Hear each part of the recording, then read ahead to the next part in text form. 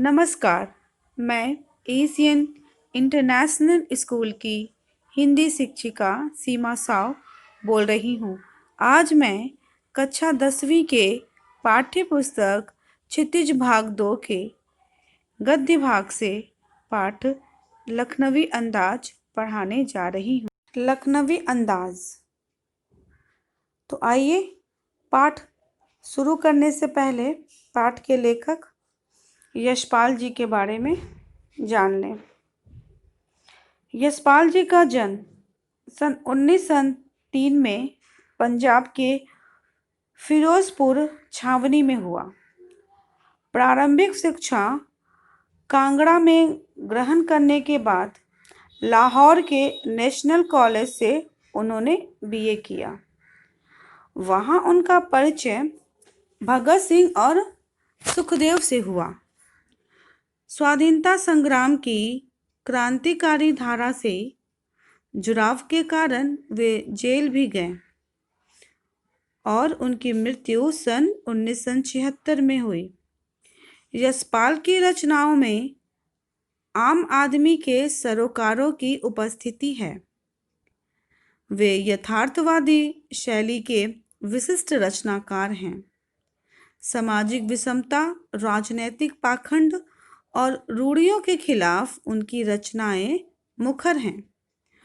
उनके कहानी संग्रहों में ज्ञानदान, तर्क का तूफान, पिंजरे का उड़ान, वादुलिया, फूलों का कुर्ता उल्लेखनीय है। उनका झूठा सच उपन्यास भारत विभाजन की त्रासदी का मार्मिक दस्तावेज है। अमिता, दिव्या, पार्टी कामरेड, दादा कामरेड, तेरी मेरी उसकी बात उनके अन्य प्रमुख उपन्यास हैं। भाषा की स्वाभाविकता और सजीवता उनकी रचनागत विशेषताएं हैं। आइए पाठ की रूपरेखा देख लें। लेखक ने उस सामान्य वर्ग की बनावटी जीवन शैली पर कटाक्ष किया है जो वास्तविकता से बेखबर कृत्रिम जीवन जीने में विश्वास करता है। ऐसा वर्ग सामान्य जनजीवन से कोसों दूर रहते हुए स्वयं को विशिष्ट श्रेणी का सदस्य मानता है। ऐसा नहीं है कि आज समाज में सामान्य वर्ग या उस मानसिकता के व्यक्ति नहीं हैं। वे तो हर काल में रहते आए हैं। आज के समय में भी इस परजीवी संस्कृति के वाहकों को समाज में देखा जा सकता है।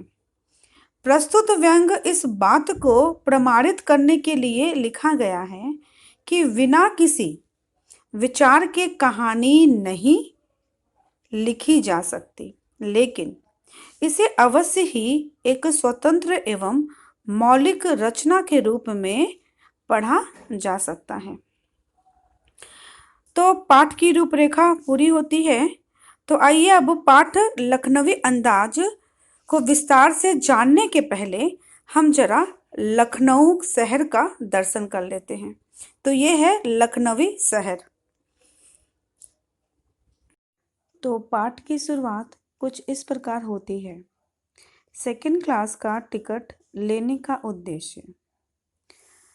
लेखक कोई नई कहानी लिखने हेतु वह उस विषय के बारे में सोचने के लिए एकांत चाहता था, इसलिए उसने सेकंड क्लास का टिकट ले लिया।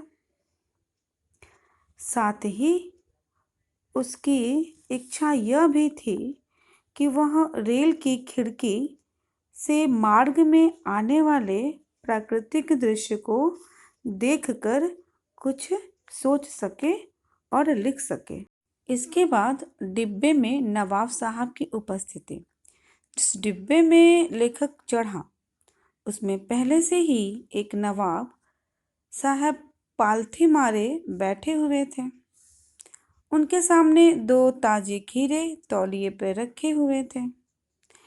लेखक के उस डिब्बे में चढ़ने पर नवाब साहब ने कोई उत्साह नहीं दिखाया। लेखक को लगा कि नवाब साहब उसके इस डिब्बे में आने से इसलिए खुश नहीं हैं क्योंकि किसी सफ़ेद पोश के सामने खीरे जैसी साधारण खाद्य सामग्री खाने में उन्हें संकोच हो रहा था। इसके बाद का दृश्य, लेखक, नवाब साहब और खीरा। जब बहुत देर हो गई तो नवाब साहब को लगा कि वह खीरे किस प्रकार खाएं। तब हार कर उन्होंने लेखक को खीरा खाने का निमंत्रण दिया, जिसे लेखक ने धन्यवाद सहित ठुकरा दिया। लेखक द्वारा खीरा खाने के लिए मना करने पर नवाब साहब ने खीरों के नीचे रखे हुए तौलियों को झाड़ कर सामने बिछाया। सीट के नीचे से लोटा उठाकर दोनों खीरों को खिड़की से बाहर धोया और तौलिए से पोंछ लिया। इसके बाद जेब से चाकू निकालकर दोनों खीरों के सिर काटे, उन्हें घिसकर उनका झाग निकाला और बहुत एहतियात अर्थात सावधानी पूर्वक से छीलकर खीरों की उन फाकों को करीने से तौलिए पर सजाया।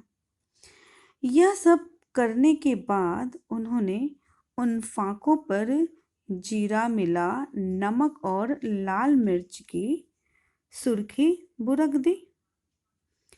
यह सब देखकर लेखक एवं नवाब साहब दोनों के मुंह में पानी आ रहा था।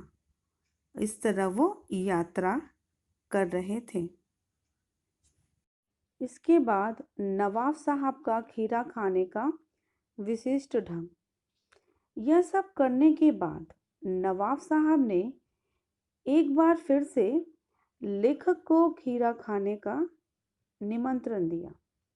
खीरा खाने की इच्छा होते हुए भी लेखक ने नवाब साहब का प्रस्ताव यह कहकर ठुकरा दिया कि उनका मैदा कमज़ोर है, अर्थात वे पचा नहीं पाएंगे। तब नवाब साहब ने फाकों को सूंघा, स्वाद का आनंद लिया और उन फाकों को एक एक करके खिड़की से बाहर फेंक दिया, अर्थात खीरों के प्रत्येक फाकों को सूंघने के बाद खिड़की से फेंकते चले गए। इसके बाद लेखक की ओर देखते हुए तौलिए से हाथ और होंठ पोंछ लिए। लेखक को लगा जैसे वह उससे कह रहे हैं कि देखो, यह है लखनवी खानदानी रईसों का तरीका। इसके बाद लेखक को नवाब साहब के मुंह से भरे पेट की ऊंची डकार का स्वर भी सुनाई दिया, जिससे लेखक को बहुत ही आश्चर्य हुआ। तत्पश्चात लेखक को नई कहानी का आधार मिलता है। यह सब देखकर लेखक सोचने लगा कि जब खीरे की सुगंध और स्वाद की कल्पना मात्र से पेट भर जाने की डकार आ सकती है, तो क्या बिना विचार, बिना घटना, बिना किसी पात्र के लेखक की इच्छा मात्र से नई कहानी क्यों नहीं बन सकती? अतः इस आधार पर यह कहानी यहीं समाप्त होती है। धन्यवाद।